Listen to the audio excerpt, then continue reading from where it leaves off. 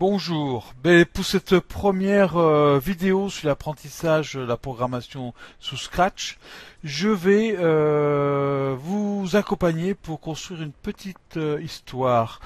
Donc je vais vous la montrer à l'écran. C'est une histoire qui va permettre de mettre en œuvre un décor, deux personnages qui vont discuter, donc une conversation avec une gestion effectivement de la musique de fond que l'on va progressivement baisser lors de la discussion. Et à la fin de cette petite histoire, un générique va s'afficher. Voilà, avec une musique qui va accompagner toute l'histoire. Donc pour cette programmation, je vais vous montrer comment vous allez pouvoir la créer sous votre environnement Scratch. Donc il va falloir que vous vous mettiez effectivement sur Scratch. Donc là, je vais prendre l'URL Scratch qui est ici. Voilà, moi je vais me déconnecter parce que j'étais connecté. Et donc, à partir de la création de votre compte que je vous ai expliqué lors de la dernière vidéo, vous allez utiliser cette connexion-là pour vous connecter. Donc, sur l'interface, vous allez utiliser le bouton « Se connecter » et vous allez rentrer le nom d'utilisateur que vous avez créé précédemment. Donc, moi, j'avais créé mon nom, mon prénom plus mon nom et j'avais mis 04 derrière. 04. Voilà. Plus effectivement le mot de passe que vous avez créé. Et vous vous connectez à votre environnement Scratch. Donc à partir de là, vous allez utiliser le bouton qui est ici pour créer un nouveau jeu. Donc là, l'interface va se construire et je vais vous montrer effectivement les possibilités de l'interface pour créer un jeu. Donc la première chose qu'on va faire, c'est ici donner un nom à votre jeu. Donc là, je vais prendre comme nom discussion. Allez,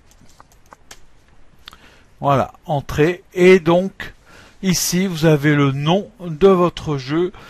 Qui va s'afficher en tant que projet. Vous allez le retrouver après en tant que projet. Donc au niveau de cette interface, vous avez ici la partie qui va permettre de concevoir le jeu. Ici, vous avez la partie de visualisation de votre jeu et de l'histoire qui va se construire. Donc vous allez comprendre petit à petit, hein, vous inquiétez pas. Et ici, vous avez un ensemble d'instructions que l'on va utiliser pour construire le jeu. Et sur cette partie-là, vous avez tout ce qui va concerner votre histoire, donc les fonds, les différents personnages à mettre en place au niveau de votre histoire. Donc on va construire l'histoire à partir d'un décor et des deux personnages. Et après, on va utiliser ces instructions. Donc les instructions, c'est ce que va comprendre votre ordinateur. Donc on va les agencer pour pouvoir créer ce qu'on appelle un algorithme ou un programme qui va permettre à l'ordinateur de pouvoir exécuter votre histoire. Donc vous avez cette première partie qui est de conception de votre jeu. Et après vous avez une deuxième partie de visualisation de votre jeu. C'est ce que les autres utilisateurs verront de votre jeu. Donc par cette touche-là, vous pouvez vous mettre en plein écran et demander le lancement de votre jeu par le petit drapeau vert qui est ici. Donc vous voyez, on a le mot commencer. Et vous pouvez arrêter le jeu à tout moment par le bouton rouge ici. Donc on va utiliser là ce bouton là pour revenir dans la partie conception. Donc on va concevoir le jeu. Donc je vais faire plusieurs vidéos pour la réalisation de cette petite histoire. Donc on va faire une première vidéo qui va permettre de construire l'environnement du jeu, donc les décors et les personnages. Une deuxième vidéo, je pense, pour animer la discussion. Et une troisième vidéo pour finaliser les détails de l'histoire.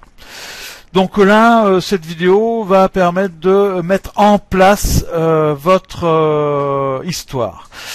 Donc pour mettre en place votre histoire, vous allez pouvoir choisir un arrière-plan. Donc pour choisir l'arrière-plan, vous voyez, il y a plein de possibilités pour choisir l'arrière-plan. On peut le choisir dans un catalogue, on peut le créer en le peignant, on peut prendre des photos, on peut importer des fichiers.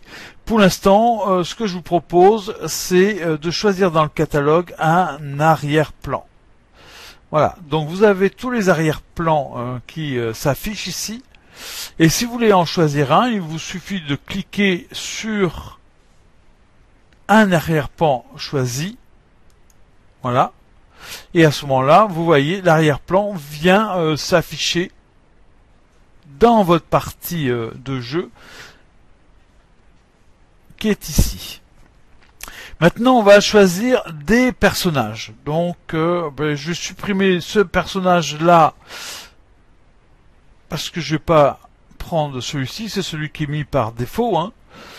Donc après, je vais venir cliquer ici pour choisir un personnage dans la bibliothèque. Donc, moi, je vais prendre un premier personnage qui est ici.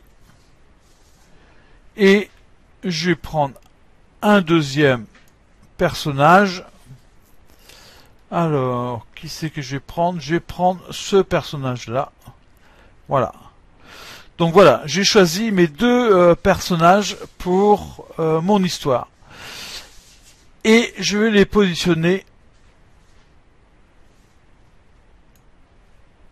dans mon jeu en prenant la souris. Donc je vais pointer sur le personnage avec la souris, je clique sur le bouton gauche de la souris, je le maintiens appuyé et je peux à ce moment-là déplacer mon personnage. Pareil pour celui-ci, je peux le déplacer. Voilà.